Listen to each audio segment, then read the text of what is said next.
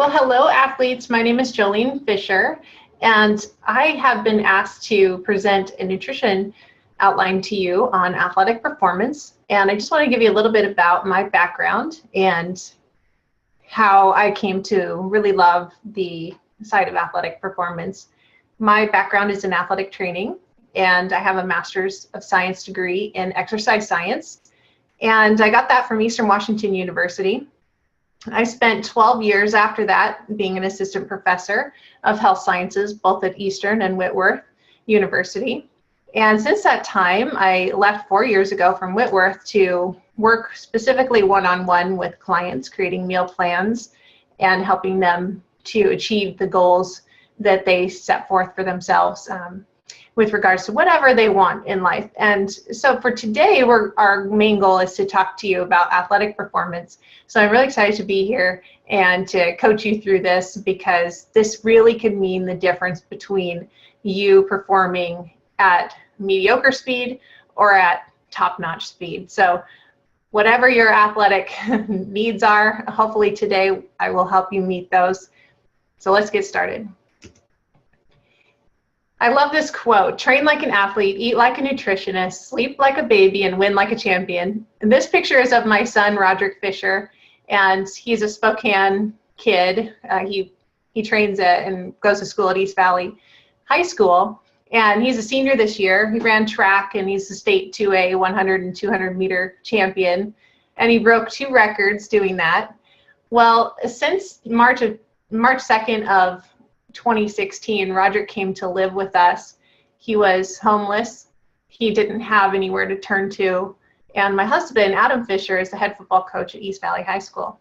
Well, we ended up taking in Roderick to help him get through his senior year. His main goal was to become a football player at the highest level possible. Little did we know, not only was he great at football, but he was really good at track.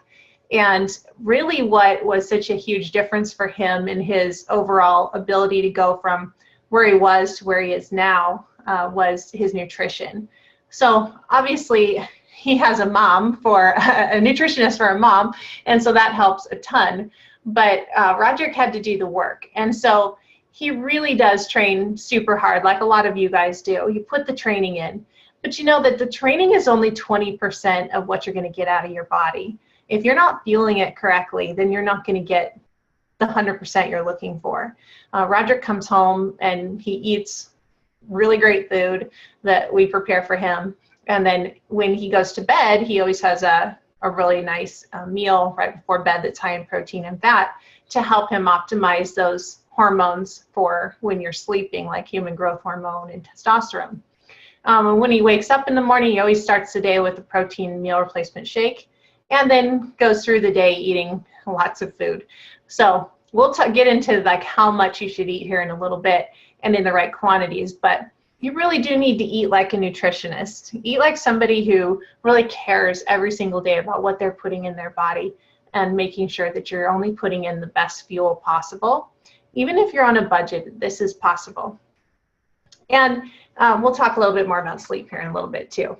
But I just wanted to introduce you to my son, Roderick. When he moved in March 2nd, 2016, he weighed 168 pounds, and today he's 200 pounds. And that's solid muscle. The kid is like hardly any fat on his body. But the reason why I just tell you that story is because he did the work, just like you're going to have to do the work. So no matter what I teach you today, it's up to you to go put it into practice and to make sure that you're taking ownership of your nutrition. So let's talk about the basal metabolic rate, BMR. So basal metabolic rate is basically what it takes calorie-wise, what you burn at rest. So if you sat on a couch all day long and did nothing, and you just sat there, this is the amount of calories that your body would burn at rest. And so for the typical male who is 5'5" to 6'0", weighing 130 pounds to 200 pounds, the average basal metabolic rate calculates out to 1,579 calories for that smaller 5'5", 130 pounder, to upwards of 2,100 calories for someone who's 6 foot and 200 pounds, like my son Roderick. Okay, so If you're somewhere in between there, you can kind of guess, okay, I'm between 1,500 and 2,100 calories if your height and weight range in there somewhere. There are a lot of BMR calculators online. If you want to just Google it, you can do that. Or you can even use the app called MyFitnessPal. You can download that on your smartphone, and it'll do the calculations for you, factoring in your activity level. Factoring in activity levels is really important because you guys don't sit on a couch all day long and do nothing. You're athletes. So you're out there working your tail off, exercising and trying to get bigger, faster, stronger. So that means you have to ingest a lot more calories than the average couch potato. So let's say you're that 6 foot, 200-pound male, and your BMR is 2,100 calories baseline. But you now have to factor in that you exercise 5 to 7 days a week. Well, with that factored in, you're really now upwards of 3,600 calories a day just to maintain your physique. Not gain weight, not lose weight. So what if you want to gain weight? A lot of people who are athletes, especially football players, they're looking to gain lean muscle mass. Okay, they don't want to gain fat, they want to gain lean muscle mass. So the way you're going to do that is to add 500 calories to that number with the activity factored in. So 500 more calories will help you gain lean body mass without gaining an additional fat. Now for the person who's trying to lose weight, if you've calculated out, because you're 6 foot tall, 200 pounds, and your BMR is 2,100 calories, you've factored in the activity level at 4, so you're at 3,600 calories, you're going to subtract 500 calories from that, and that's going to be about where you would want to eat per day in order to lose fat and retain lean body mass. So remember that you subtract 500 calories to lose weight, add 500 calories to gain weight, and keep your BMR activity factored in to just maintain who you are. You can see from this pie chart here that you basically utilize how you utilize your calories in a day. So isn't that kind of funny to see how much your muscles use in terms of your calories? 20%. Think of that liver and your brain. We use a lot of calories just using our brains all day long, and our liver as well. So constantly at work utilizing what we have. So you can see that the more muscle you have, the more percentage of calories are burned, thus more fat potentially, if you can increase your lean body mass. So that's why I tell people you should not decrease your calories by more than 500 based on these calculations so that you don't lose muscle. And you don't want to increase your calories by more than 500 if you're trying to gain weight, because you don't want to gain fat. You just want to gain that lean muscle mass.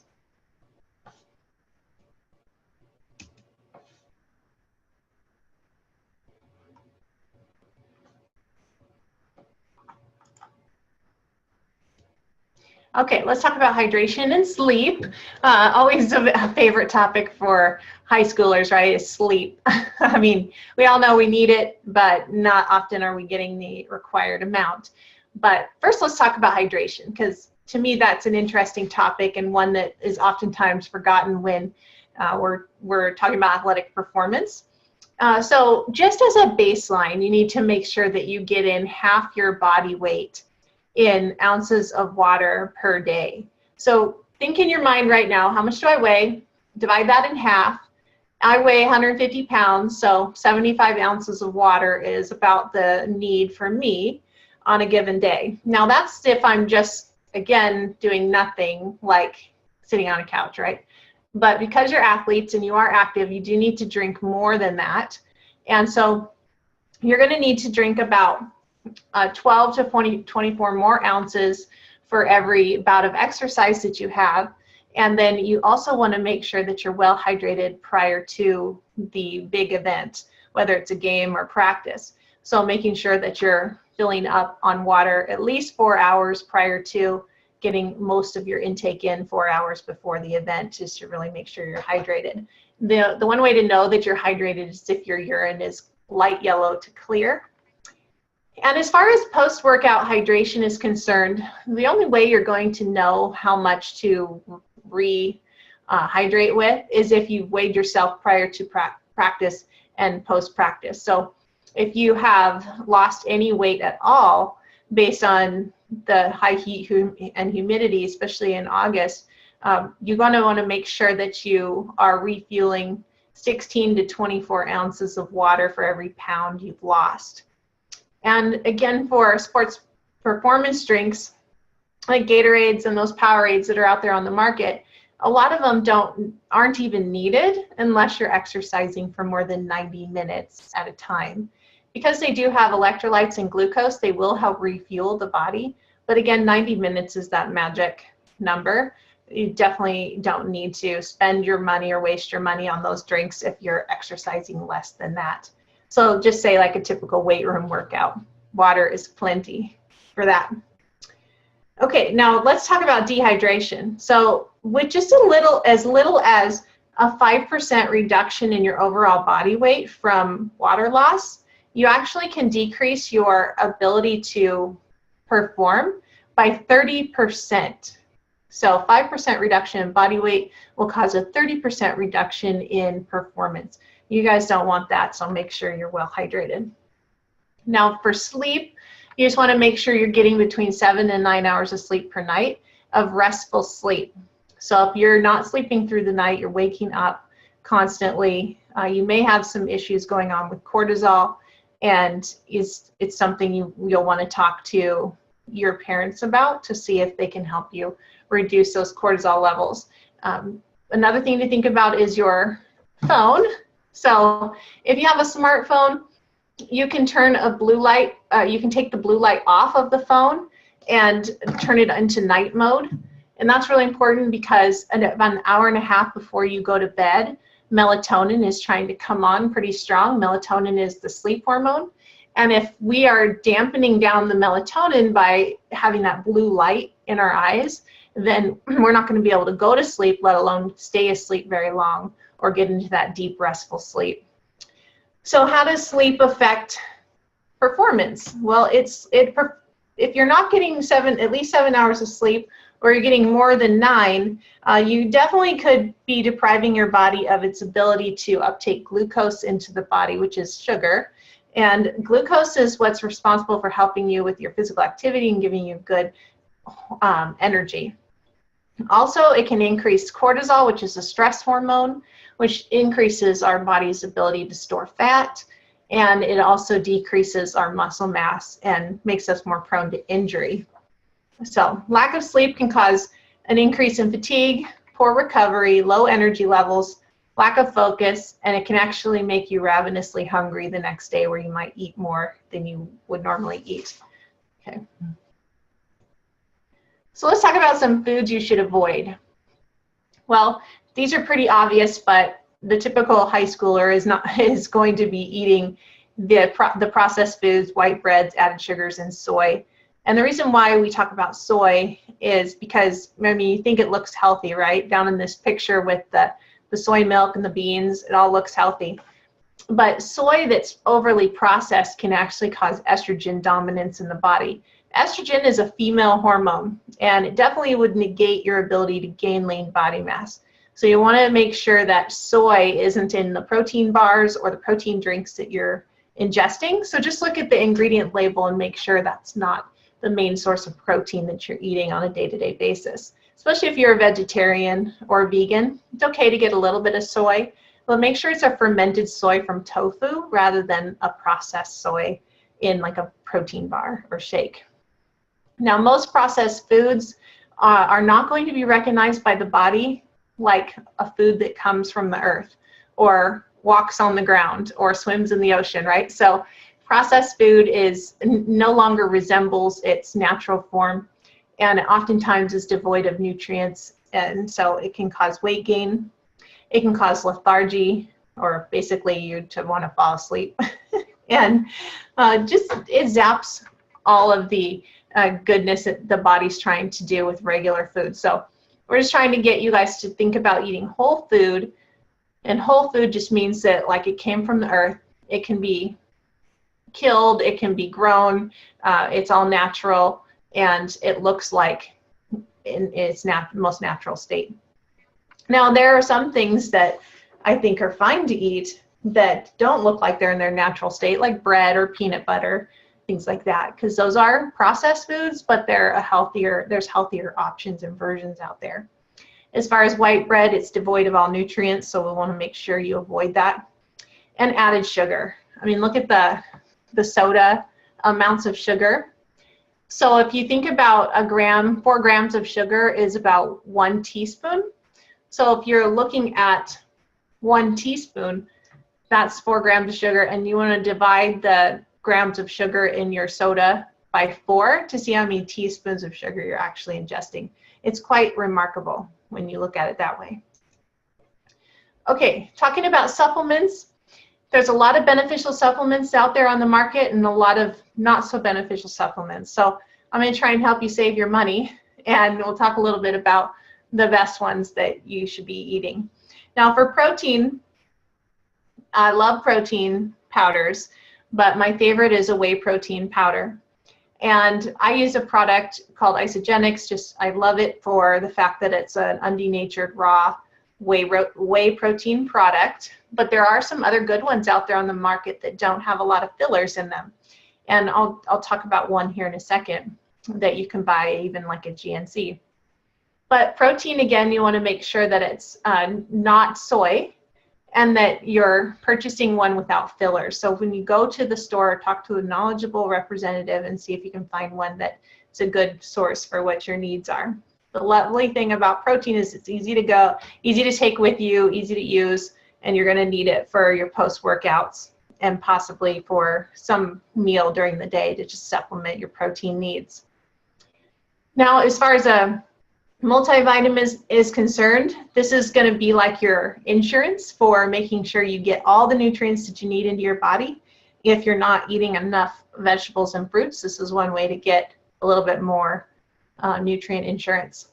Creatine, I love creatine because it helps the athlete to work out harder, longer. So I want to be using a creatine monohydrate, and you can use this about an hour before your workout. And it does work best if you drink it with a little bit of juice. So if you're going in to go do a hard workout and the exercise is more than an hour, creatine can be very beneficial for helping you not feel fatigued as much as you would if you hadn't had creatine on board. It's a well-studied supplement, and it's very safe. And as long as you follow package ingredients, you should be fine here. You just want to make sure you're not taking a creatine that's mixed with a whole bunch of other products that may be banned by the NCAA or just harsher on the body. So try and take a clean, pure creatine monohydrate.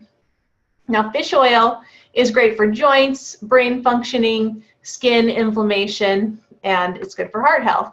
But this is going to just decrease inflammation in the body. So as an athlete, we're constantly demanding a lot out of our body. So decreasing that inflammation is going to be really helpful for making you overall recover faster and feel better. Now, some potentially harmful things out there on the market are the pre-workouts. You just want to be careful about the caffeine levels in those, as well as some of the other side effects that they can cause, like jitteriness and problems with headache, trouble sleeping, some nerve damage, and that kind of stuff. So just be on the lookout for any side effects with that. And I want to just say caffeine is fine, but you have to use it sparingly because you can grow a tolerance to it over time. Caffeine actually has been studied to show that it does help with endurance runners, that it has a benefit, but that you need to make sure you're not doing it every single day, so that on the day of your race, when you actually do need that caffeine boost, you actually get something out of it. They say 3 milligrams of caffeine per pound of body weight is about the nice level for getting something out of it for your exercise. Fat burners can be actually very scary. A lot of women abuse the fat burners, but they can increase cortisol levels, cause anxiety, palpitations, dizziness, vomiting, potentially death. So fat burners are not a good combination with high heat and high intensity exercise. So, and then lastly, testosterone. Injected testosterone or you guys might know this as a steroid, is really dangerous to the body, especially in growing adolescence. You guys aren't completely matured yet, and so using testosterone can actually decrease your body's natural ability to produce testosterone, and it's very unsafe. So ways to boost testosterone naturally is to make sure you get plenty of sleep and eat some good fats right before you go to bed. So fat is what helps testosterone and other hormones be produced at night while you're sleeping. So a good option is like an omelet before bed, or a good healthy protein shake with a high amount of good fats in there. Okay, and then go to sleep on that. If you're trying to gain weight, like a healthy protein shake, about 1,000 calories right before bed, will help you gain weight. It'll also help you get that extra protein in and fat, so that your body, as it's trying to recover at night, has something to work with. Okay, let's talk about macronutrients. So you've already done, hopefully this, when you go home or you do your BMR calculator, that you will find the total caloric number you need to eat. But the next thing I want you to determine is how many proteins, carbs, and fats you should be eating. Now, I like my athletes to eat 40% protein, 30% carbs, and about 30% fats. But endurance athletes need more carbohydrates, so we would change that macronutrient number to about 50% carbohydrates and about 30% protein and about 20% fat. So, or you can do a 60-20-20, but more carbohydrates for those endurance athletes for sure. Now, if you're a football player, more protein is going to help you build lean body mass. If you're trying to gain weight, or even if you're just trying to lose fat percentage, then you want to get that protein number up there in the 40 to 45% of your overall daily caloric intake. So very important to know the numbers and be scientific about it. It's like if you're really anxious to get a goal and you want to look better, feel better, get stronger, bigger, faster, stronger, then you have to take a scientific approach to figuring out your calories and your macronutrients.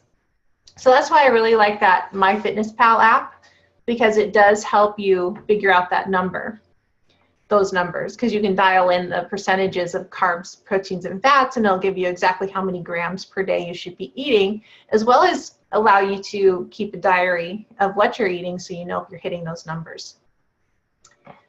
Okay, let's spend a little bit of time talking about protein and the benefits of protein. So the benefits of protein is that every protein you eat breaks down into an amino acid. And amino acids are what are absorbed into the body and used to build healthy cells. So all cells of the body are built on a base of healthy amino acids. The sources of amino acids come from lean meats, plant-based, and powders. But some of the other options out there are eggs, tofu, fish. So things like that is a way to, and beans, you can see a picture on here. Gold standard on protein is a good one without fillers. It said earlier I was going to mention one that had a good option from like GNC that you can purchase that doesn't have all those fillers, and so I do highly recommend that one. As far as availability, is 24 grams of protein per scoop. So it's definitely, though, not a meal replacement, so you would only use it as a protein supplement. The thing I like about protein is that it does take a while for your body to digest the protein, so you burn a lot of calories just in the digestion of a protein. So if those of you who are trying to lose weight or to actually lean out, the more protein you eat, the higher amount of caloric burn you get from that. But proteins build into your body for up to 6 months. So if you eat a hot dog, you're going to have a hot dog body. There's no way of getting around that. So you need to make sure you're eating the healthiest sources of protein, because you are what you eat, literally. And proteins are the truth there, and you are what you eat. In terms of carbohydrates, we use carbohydrates to boost our energy, fuel our muscles, give our brain something to work with. Our brain itself uses about 100 grams of carbohydrates a day, just in trying to think and do what we need to do. Some of the healthy sources come from fruits and vegetables. You can see a picture of brown rice here, but quinoa is another very healthy carbohydrate option. Whole grain bread, sweet potatoes, beans, again, even though they're a protein source, are also high in carbohydrates.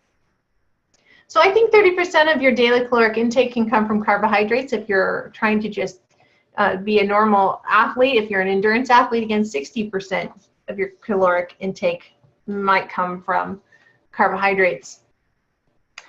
All right, let's talk about fats. So in terms of benefits for fat, eating healthy fat is going to help reduce bad cholesterol, and fat actually provides a lot of good energy too.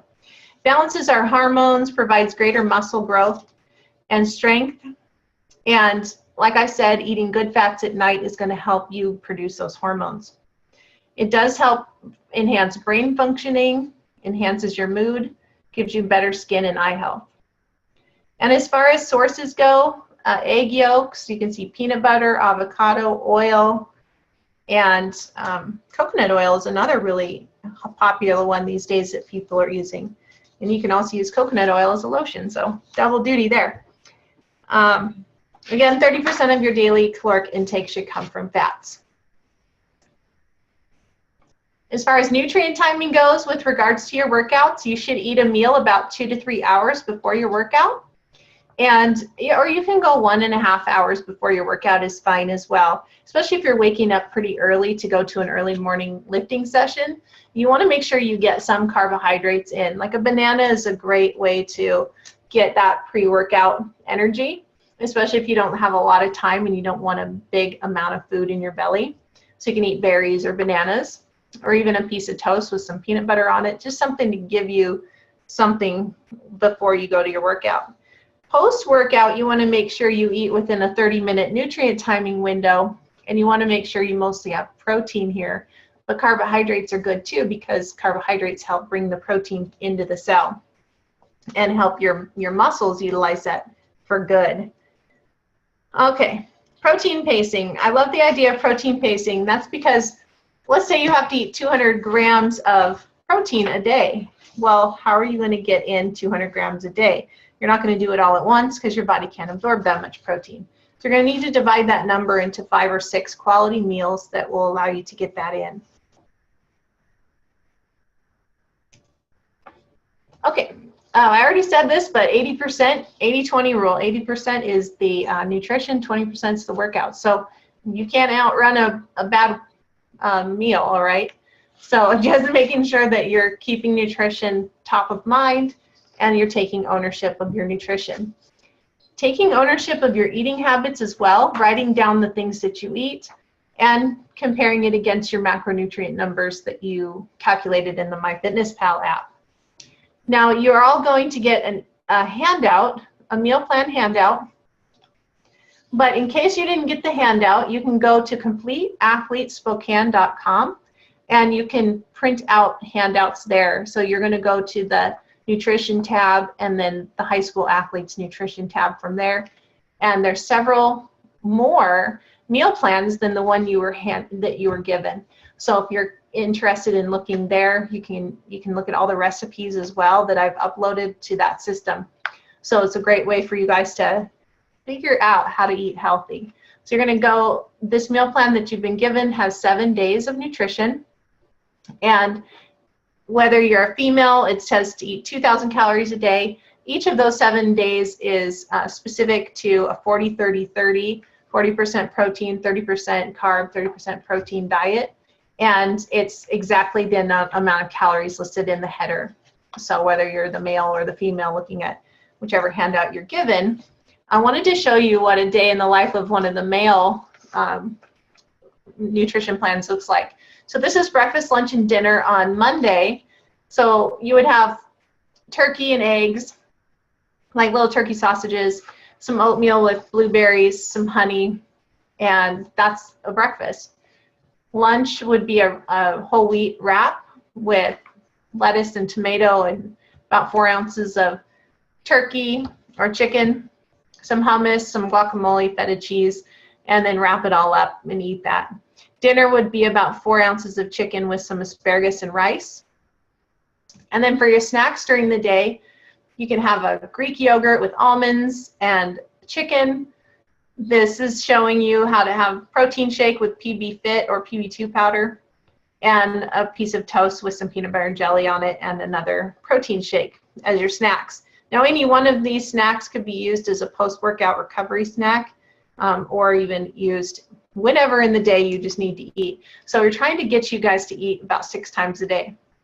These pictures right here are more for the females meal plan on day 1. So an omelet with 2 eggs and some cheese would make an omelet with a little bit of Greek yogurt and oatmeal.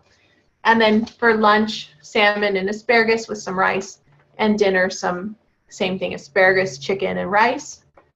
And for the snacks, just doing some straight whey protein with some greens, along with a little bit of a banana with peanut butter and some protein in the middle. And then a peanut butter and jelly sandwich. Easy. Okay, guys, that is the end of the slideshow and the end of our talk. So I hope you enjoyed it and got something out of it. And I just want you to know that you can find me on Facebook at Jolene Fisher, and or Instagram. It's Jolene Fisher No Bad Days on Instagram, and I'd love to connect with you there. If you have questions, just direct message me, private message me.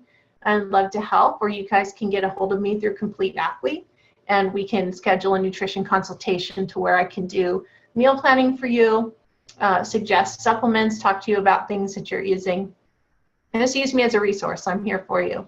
All right, well, have a nice day. Thank you for allowing me to connect with you on athletic nutrition, and have a great rest of your season. Okay, bye-bye.